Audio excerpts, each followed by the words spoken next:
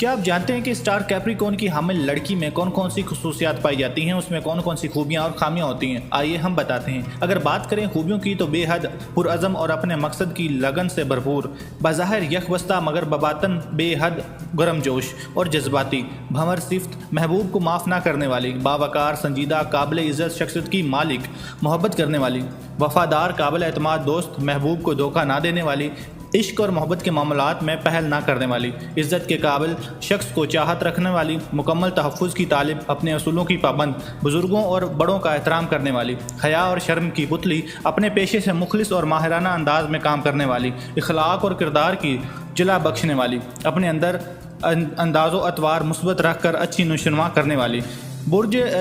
जदी की हामिल लड़की में खामियां बहुत ज़्यादा नहीं होती हैं। इसमें बड़े बड़े इदारों से मुंसलिक होने की शायक और दौलत की ख्वाहां होती है।